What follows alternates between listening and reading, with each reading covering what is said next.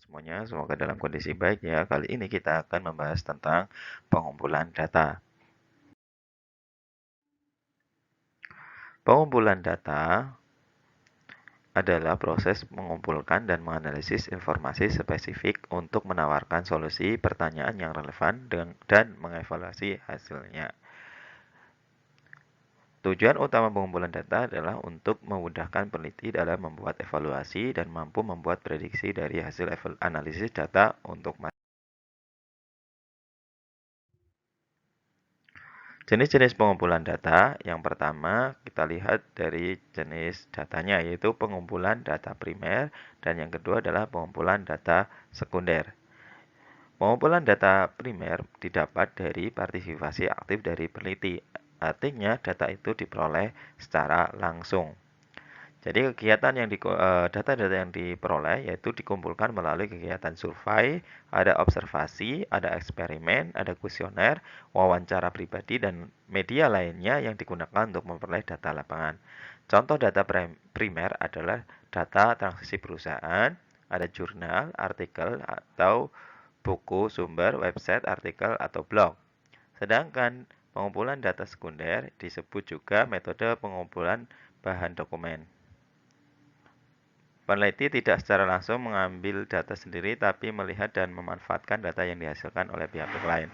Contohnya adalah hasil penelitian atau analisis yang diperoleh dari data primer seperti laporan keuangan yang dibuat dari data transaksi perusahaan, ada buku teks yang mengutip dari data dari sumber lain, dan data internet yang diambil dari website atau artikel maupun blog yang pentingnya pengumpulan data. Ada beberapa hal yang bisa kita ambil dari pengumpulan data. Yang pertama adalah mengurangi kemungkinan kesalahan. Dengan ada pengumpulan data yang valid dan sahih, kita akan mendapatkan data-data itu sebagai dasar dalam suatu keputusan, di mana kesalahan-kesalahan itu bisa kita minimalisirkan di dalam prosesnya. Yang kedua, yaitu mengambil dalam pengambilan keputusan. Tentu saja dalam pengambilan keputusan ini didasarkan pada data-data yang ada. Dari data itu bisa sebagai pertimbangan dalam mengetahui apakah ketika keputusan A diambil itu akan berdampak negatif atau positif. Yang berikutnya C adalah hemat biaya dan waktu. Pengumpulan data dapat membantu menghemat biaya dan waktu karena tidak perlu melakukan perubahan yang nyatanya tidak efektif. Jadi dari data yang terkumpul ketika mau membuat sebuah perubahan, dan kita ketahui dari data itu ketika perubahan yang akan kita ambil itu ternyata dari data ini tidak signifikan ya terhadap suatu hasil, maka kita tidak perlu mencobanya untuk melakukan perubahan tersebut. Dan juga biaya dari akibat pengambilan keputusan itu kita bisa hindarkan, sehingga bisa menghemat biaya dan waktu. Yang berikutnya adalah dia mendukung kebutuhan dari ide, gagasan, atau inovasi baru. Dengan data-data itu bisa sebagai bukti awal atau sebagai hipotesa nantinya untuk membuktikan klaim perlunya perubahan norma atau hal yang baru. Oh, data ini ketika dilihat ternyata menjanjikan perubahan itu akan berakibat pada perubahan hasil yang signifikan, maka mendukung keputusan dari ide dan gagasan atau inovasi baru.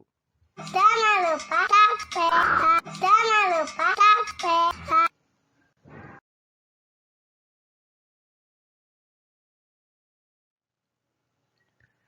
Lalu bagaimana pengumpulan data? Di dalam pengumpulan data, yang pertama yang bisa dilakukan adalah dengan wawancara. Wawancara adalah percakapan tatap muka antara dua individu dengan tujuan tunggal, yaitu mengumpulkan informasi yang relevan untuk memenuhi tujuan penelitian. Sedangkan alat-alat yang diperlukan ketika wawancara, ketika suara, maka bisa direkam, atau ketika sedang wawancara bisa menggunakan kamera digital atau kamera perekam video ya. Terus yang berikutnya, yang kedua, yaitu menggunakan kuesioner. Kuesioner adalah proses pengumpulan data melalui instrumen yang terdiri dari serangkaian pertanyaan dan petunjuk untuk menerima respon dari individu yang diberikannya atau kelompok. kuesioner bukanlah survei atau angket, melainkan merupakan bagian darinya. Jadi kuesioner itu bagian dari angket.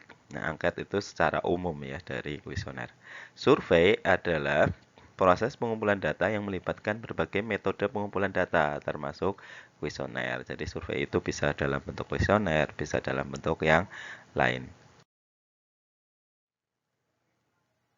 Metode pengumpulan data berikutnya yaitu yang ketiga C, studi kepustakaan. Studi kepustakaan adalah kegiatan untuk menghimpun informasi yang relevan dengan topik atau masalah yang menjadi objek penelitian. Informasi tersebut dapat diperoleh dari buku-buku, karya ilmiah, tesis, disertasi, ensiklopedia, internet, dan sumber-sumber lainnya. Studi kepustakaan merupakan teknik pengumpulan data dengan tinjauan pustaka ke perpustakaan dan pengumpulan buku-buku, bahan-bahan tertulis, serta referensi lain yang relevan dengan penelitian yang sedang dilakukan. Jadi studi pustakaan ini mengacu pada suatu referensi buku atau karya ilmiah atau penelitian yang sudah terlaksanakan.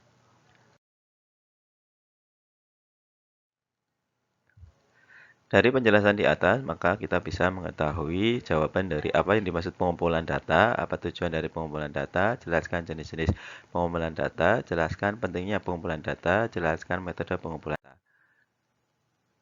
Terima kasih atas waktunya, semoga bermanfaat. Jangan lupa subscribe, Assalamualaikum warahmatullahi wabarakatuh.